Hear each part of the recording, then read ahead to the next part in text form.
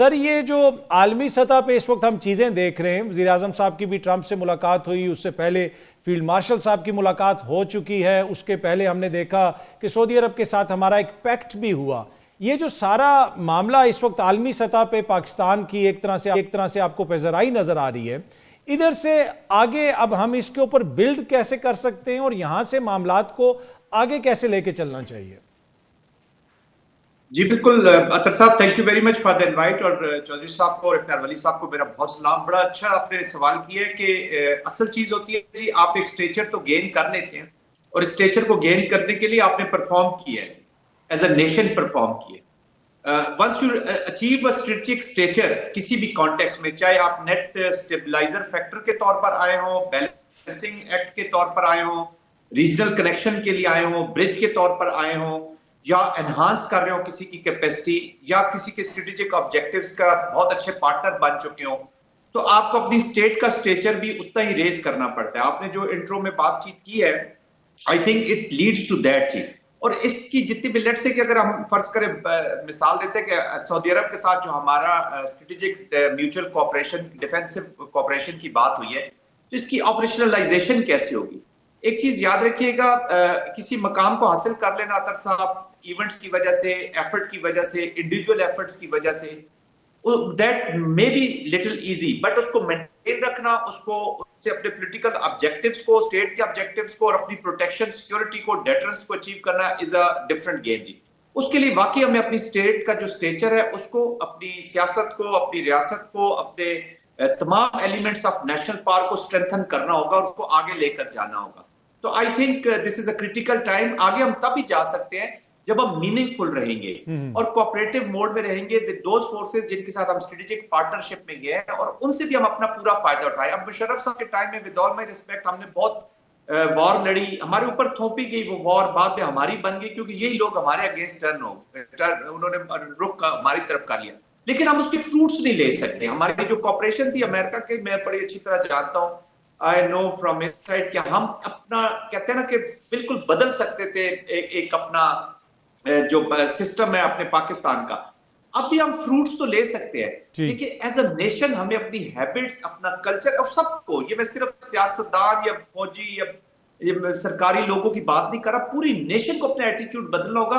ये अपॉर्चुनिटी आ गई है, लेट्स नॉट लूज इट। ये रोज रोज नहीं आएगी, ये याद रखिए। अच्छा जनरल साहब, जिस तरह अभी यहाँ पे सदर ट्रंप के खिताब का जिक्र हो रहा था, आपने भी यकीनन वो खिताब सुना होगा। कुछ लोग कह रहे हैं कि बड़ा अनइम्प्रेसिव किस्म का खिताब है, लगा ऐसे कि जैसे वो अपनी डोमेस्टिक ऑडियंस को अपीज करने की कोशिश कर रहे हैं।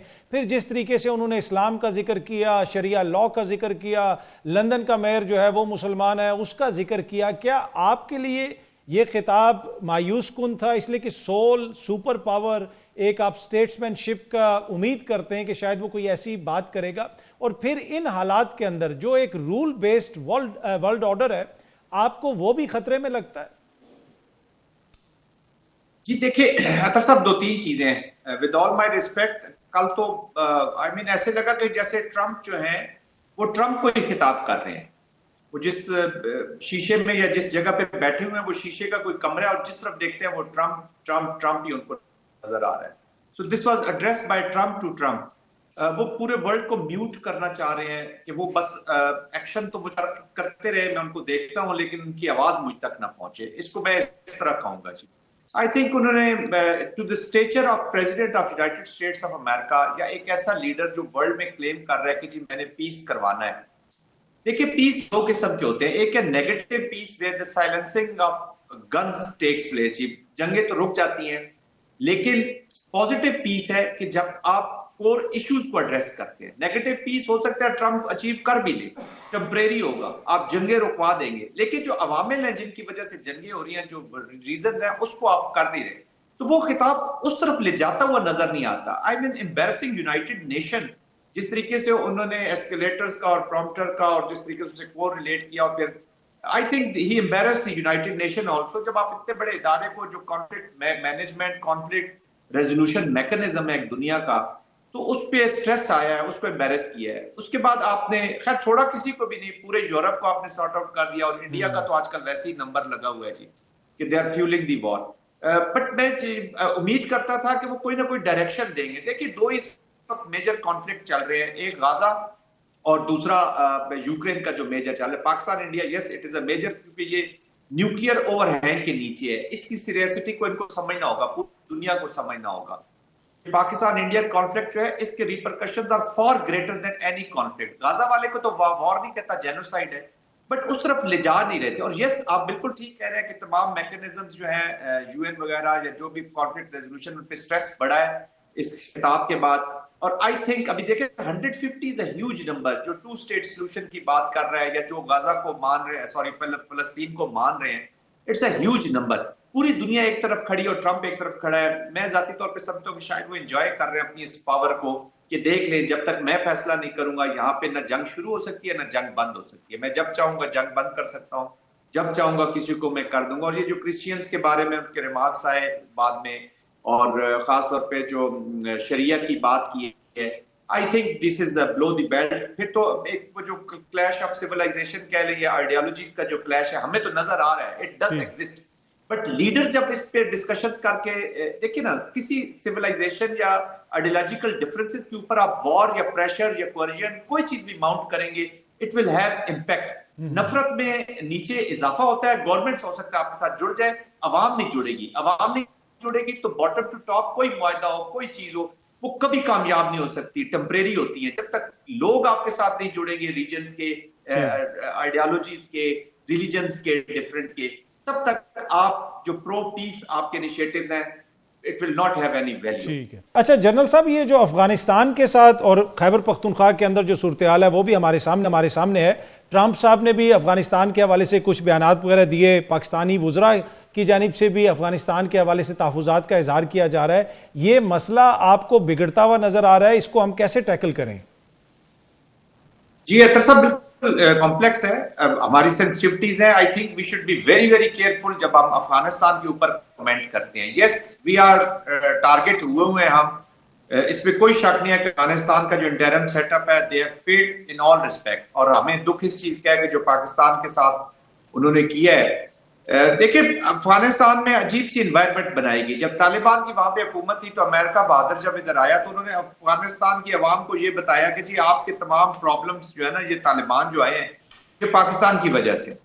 तालिबान हमसे इसलिए नाराज है कि जी वो कहते हैं जी कि हमने अमेरिका को बड़ा सपोर्ट किया, खुद वो बातचीत किए जा रहे हैं। जी Taliban are in communication with United States of America और थ्रू आउट रहे हैं। इवन जब 21 का मुआहिदा होता है दोहा का, उससे 4-5 साल पहले इनकी नेगोशिएशन हो रही थी, फायदे शायद पूरे उठाते, अपना पूरा वो कर रहे हैं। Situation is very serious in a way कि अभी देखे ना, रोजाना की बुनियादों पर ऑपरेशन हो रहे हैं, इंग्रेस हो रही है। चाइना ने वहां पे थोड़ा सा पाकिस्तान के साथ मिलकर इनको बहुत चांस दिया। अफगानिस्तान की प्रॉब्लम यह है कि जो इंटरम सेटअप अपनी जात के लिए तो बहुत कुछ कर रहा है, लेकिन इवन काबुल जो है वो अफगानिस्तान के लिए कुछ नहीं कर रहा। अब वैक्यूम क्रिएट हुआ जब net security provider so called watch dog जो इंडिया साहब है, जिसको खुली छुट्टी मिली हुई थी अफगानिस्तान में, जो कर रहा है कर लो, अपना स्कोर भी बराबर करो, हमारा जो कंपिटेटर नंबर 1 है उसको आपने स्कटल करना है चाइना को। वो फेल हो गया, बुरी तरह फेल हो गया। अब अमेरिका खुद आ रहा है जी। अब उनके आने से आपको, हम सबको पता है, हिस्ट्री इज वेरी क्लियर कि जिधर वो जाते हैं क्यास होता है, क्याटिक चीजें होती हैं और उसका स्पिल ओवर हमारे ऊपर भी आएगा। ठीक है। बट हैविंग सेड दैट, इस एनवायरनमेंट की टोटल रिस्पॉन्सिबिलिटी जो है वो अफगान इंटरम सेटअप के ऊपर है। अब अमेरिका आए तो अब मेरे ख्याल में पाकिस्तान को चाहिए कि ये खुद अपना भुगतें। जो हमारे चाइना के इस रीजन की सेंसिटिविटीज हैं वो बिल्कुल यूनाइटेड स्टेट्स ऑफ अमेरिका को बताएं, और हमारी पॉलिसी बड़ी क्लियर होनी चाहिए। इस पे अब मिड कोर्स करेक्शन ये कर लें वो कर लें, clear political, clear military, clear diplomatic और क्लियर अपने इकोनॉमिक आप ऑब्जेक्टिव्स रखें और उनको परसू करें। इससे वर्स्ट और हमारे साथ क्या हो सकता है जी, मुझे बताएं ना अतर काज़मी साहब, इससे वर्स्ट और आगे किधर जाएगा ये काम? ठीक है। अब आई थिंक हमें पहले अपनी जो इंटरनल इश्यूज हैं, जो बैड गवर्नेंस के इश्यूज हैं, जो हमारा फोकस नहीं हो रहा, जो स्टेबिलिटी इंटरनल चाहिए, ताकि हमारी आउटवर्ड जो पॉलिसी है उसको अभी थोड़ी सी तकवीयत मिले। ठीक है। हम अंदर इतने स्कटल हो जाते हैं कि आउटवर्ड देखने के लिए हमारे पास टाइम नहीं रहता। ठीक है। अच्छा, और अगर आपने पाकिस्तान को मीनिंगफुल कंट्री रखना है तो मीनिंगफुल लोग इसको मीनिंगफुल तरीके से अपने इस मुल्क के स्टेचर के मुताबिक गवर्नेंस करें, पॉलिटिक्स करें, इदारों को चलाएं, ताकि हम आगे बढ़ सके, वरना ये कौम हमें माफ नहीं करेगी। ठीक है। जनरल साहब, मेरे पास चंद सेकंड है, आप कुछ ऐड करना चाह रहे थे?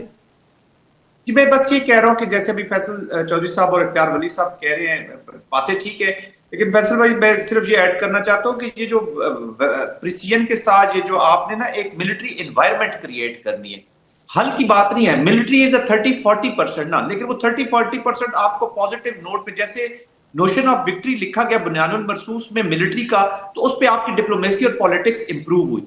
तो मिलिट्री को एक सर्टन हद तक ऑपरेशन कह लें या जो भी आईपीओज है वो करके एक एनवायरनमेंट क्रिएट करनी पड़ेगी। आपका क्या ख्याल है कि ये तालिबान क्या बातचीत आप उनसे करेंगे, पॉलिटिकल क्या हल निकालेंगे? मुझे बताया देयर इज नो हल।